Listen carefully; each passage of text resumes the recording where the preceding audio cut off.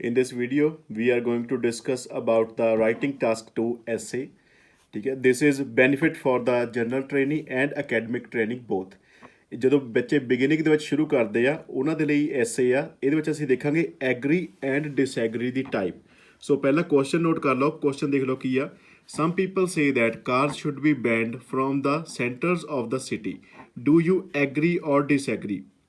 ਸੋ ਪਹਿਲਾਂ ਤੁਹਾਨੂੰ ਦੱਸ ਦੇਵਾਂ ਕਿ ਹਰੇਕ ਐਸੇ ਦੀ ਅਟੈਂਪਟ ਕਰਨ ਦੀ ਜਿਹੜੀ ਆ ਟਾਈਪ ਆ ਉਹ ਅਲੱਗ-ਅਲੱਗ ਹੁੰਦੀ ਆ। ਸੋ ਉਹ ਸਾਰੀਆਂ ਟਾਈਪਸ ਅਸੀਂ ਡਿਸਕ੍ਰਿਪਸ਼ਨ ਦੇ ਵਿੱਚ ਪਾ ਦਿੱਤੀਆਂ ਗਈਆਂ ਤੇ ਕਿਹੜੇ-ਕਿਹੜੇ ਤੁਸੀਂ ਕਰੈਕਟਰ ਯੂਜ਼ ਕਰਨੇ ਉਹ ਵੀਡੀਓ ਵੀ ਤੁਹਾਨੂੰ ਡਿਸਕ੍ਰਿਪਸ਼ਨ ਦੇ ਵਿੱਚ ਲਿੰਕ ਦੇ ਦਿੱਤਾ ਅਵੇਲੇਬਲ ਆ।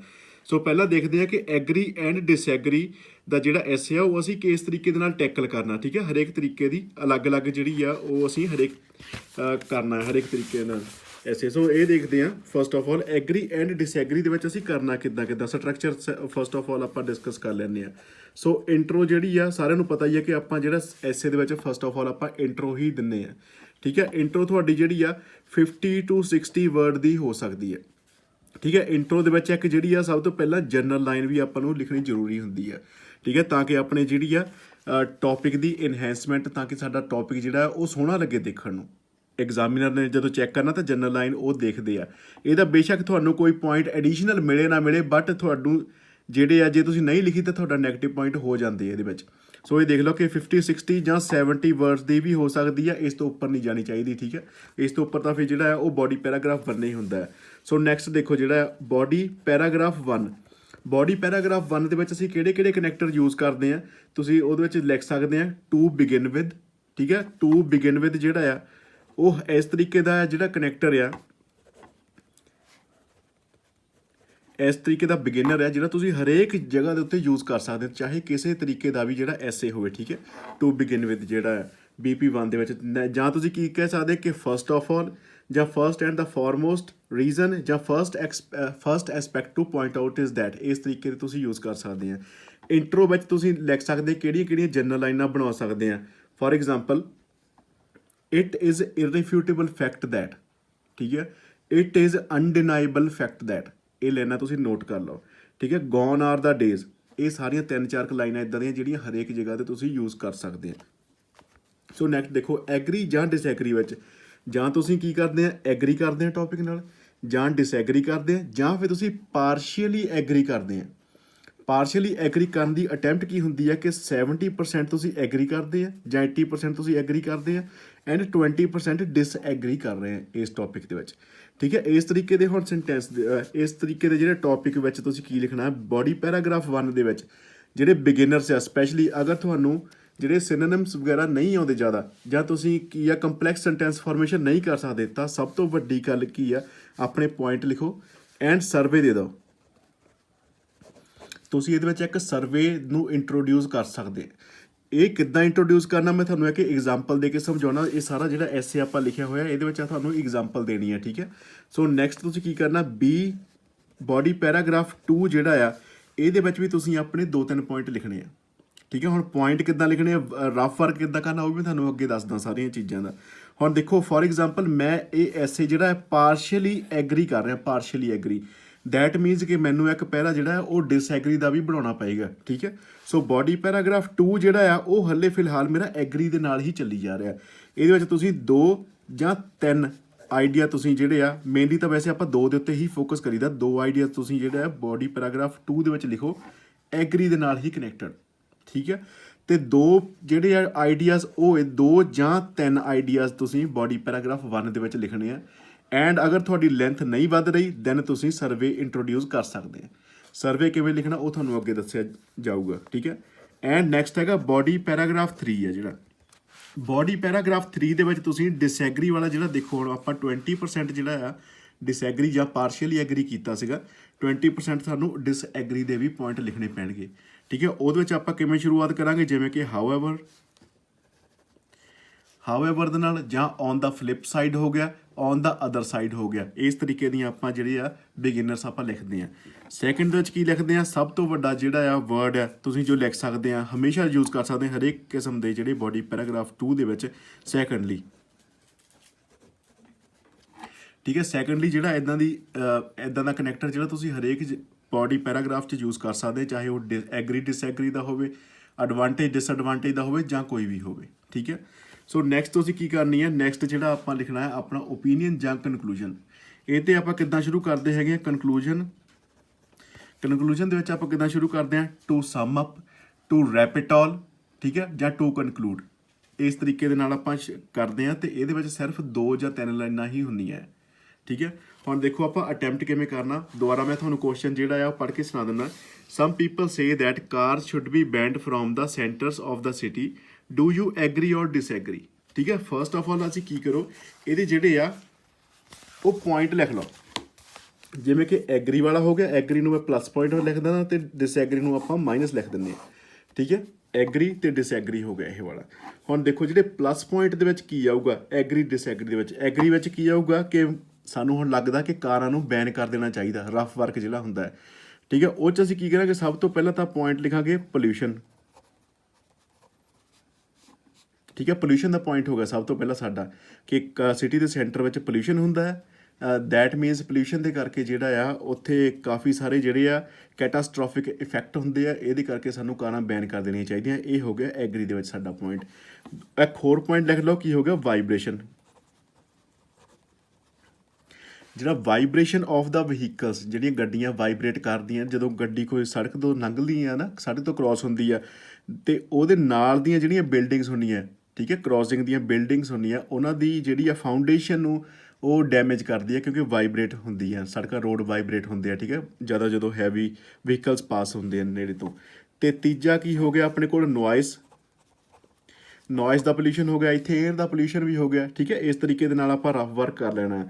ਤੇ ਹੋਰ ਇੱਕ ਅੱਧਾ ਪੁਆਇੰਟ ਲਿਖ ਲਓ। ਫੋਰਥ ਪੁਆਇੰਟ ਆਪਾਂ ਕੀ ਲਿਖ ਸਕਦੇ ਹਾਂ ਕਿ ਇਹਦੇ ਵਿੱਚ ਜਿਹੜੀ ਆ ਐਨੈਗਜ਼ਾਈਟੀ ਹੁੰਦੀ ਆ, ਠੀਕ ਹੈ। ਐਨੈਗਜ਼ਾਈਟੀ ਲੋਕਾਂ ਨੂੰ ਕਿੱਦਾਂ ਹੁੰਦੀ ਹੈ, ਉਹ ਮੈਂ ਸਾਰਾ ਪੁਆਇੰਟ ਤੁਹਾਨੂੰ ਅੱਗੇ ਡਿਸਕਸ ਕਰੂੰਗਾ, ਠੀਕ ਹੈ, ਕਿ ਇਸ ਤਰੀਕੇ ਨਾਲ ਆਪਾਂ ਹੁੰਦੇ ਆ। ਹੁਣ ਦੇਖੋ ਬੱਚੋ, ਇੱਕ ਕੀ ਹੁੰਦਾ ਪੀਲ, ਜਿਹੜਾ ਪੀਲ ਮੈਥਡ ਆਪਾਂ ਯੂਜ਼ ਕਰਦੇ ਹੁੰਦੇ। ਹੁਣ ਆਪਾਂ ਪੁਆਇੰਟ ਮੇਕ ਕਰ ਲਿਆ, ਪੁਆਇੰਟ ਲਿਖ ਲਿਆ ਨਾ, ਪੁਆਇੰਟ ਆਪਾਂ ਲਿਖ ਲਿਆ, ਪੁਆਇੰਟ ਜਿਹੜਾ ਉਹ ਡਿਸਕਸ ਕਰ ਲੈਣਾ, ਉਹ ਤੋਂ ਬਾਅਦ ਉਹਦਾ ਐਵੀਡੈਂਸ ਦੇਣਾ ਹੈ, ਐਵੀਡੈਂਸ ਦੇਣ ਤੋਂ ਬਾਅਦ ਵਿੱਚ ਉਹਦਾ ਐਗਜ਼ਾਮਪਲ ਦੇਣੀ ਆ, ਫਿਰ ਉਹਨੂੰ ਲਿੰਕ ਕਰਨਾ ਨੈਕਸਟ ਪੁਆਇੰਟ ਦੇ ਨਾਲ।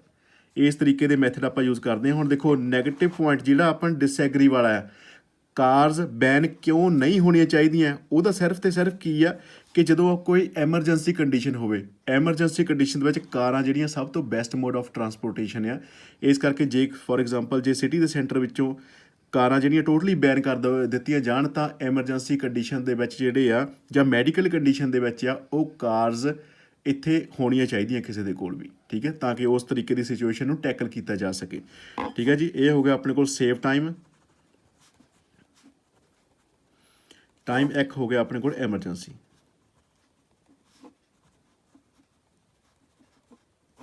ਠੀਕ ਹੈ ਜੀ। ਇਸ ਤਰੀਕੇ ਨਾਲ ਆਪਾਂ ਰਫ ਵਰਕ ਕਰ ਲਿਆ। ਹੁਣ ਆਪਾਂ ਨੂੰ ਇਹ ਪੁਆਇੰਟ ਕਦੇ ਭੁੱਲਣੇ ਨਹੀਂ ਜਦੋਂ ਤੁਸੀਂ ਇਸ ਤਰੀਕੇ ਨਾਲ ਰਫ ਵਰਕ ਕਰ ਲਓਗੇ, ਠੀਕ ਹੈ।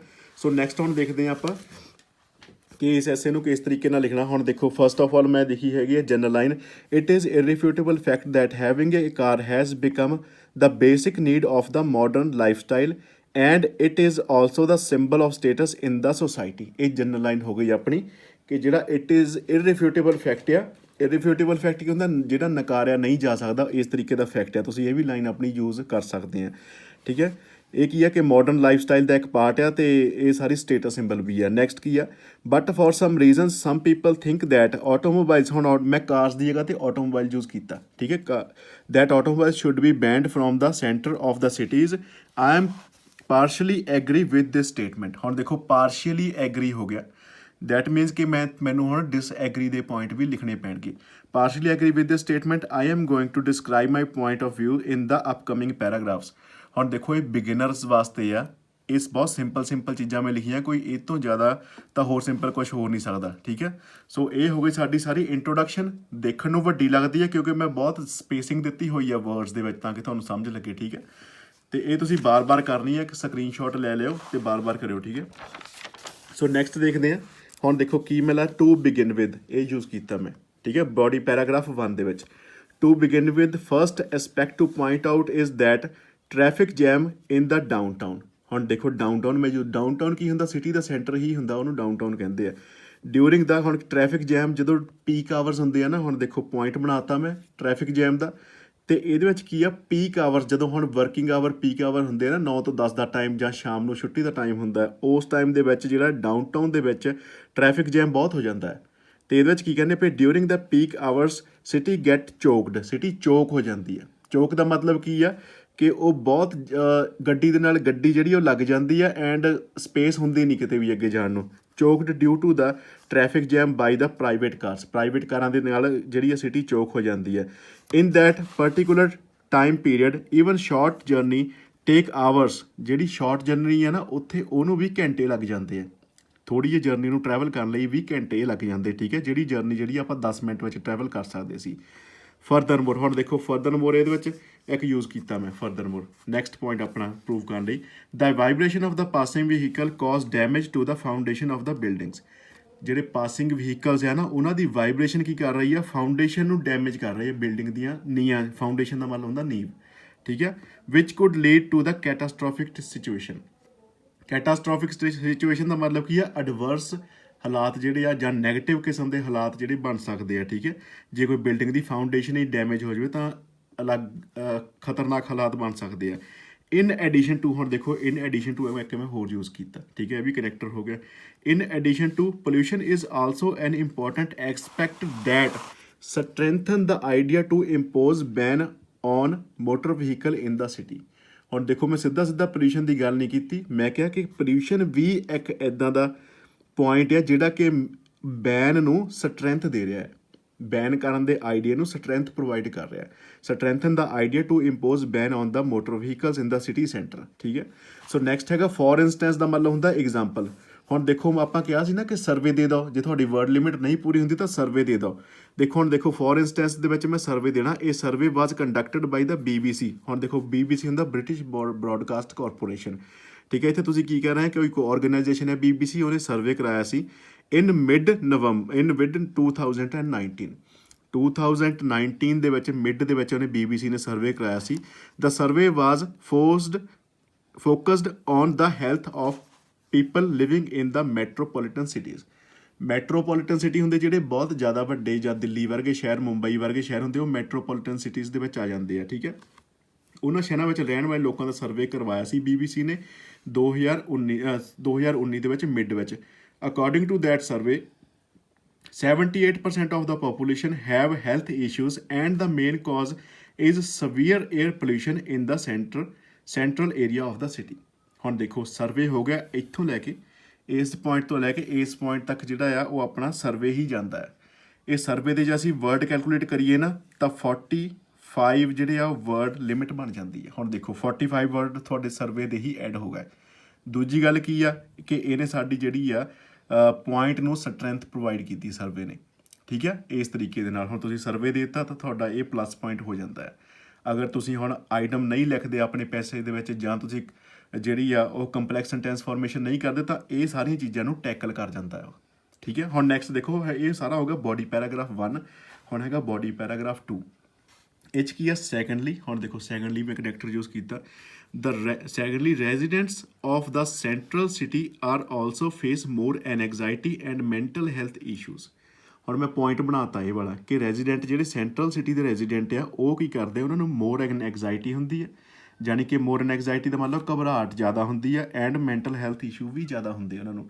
ਕਿਉਂ ਹੁੰਦੇ ਉਹ, ਹੁਣ ਪੁਆਇੰਟ ਬਣਾਤਾ, ਅੱਗੇ ਉਹਦੀ ਐਵੀਡੈਂਸ ਦੇਣੀ ਹੈ।